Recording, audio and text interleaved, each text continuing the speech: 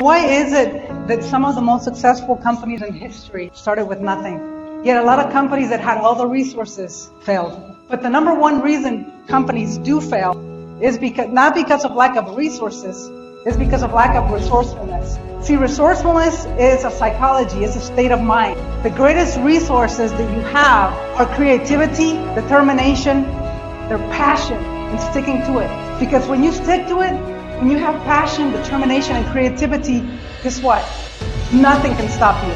Figure out how to be different than everybody else, and if you can't figure that out, you create it. Mark Twain said that the two best days of your life is the day that you were born and the day that you find out why. The most important tip of success that you can have in business is knowing your why. Because people don't buy what you do, they buy why you do it. Because if you hire people for what you do, they will work for you for the money. But if you hire people for why you do it,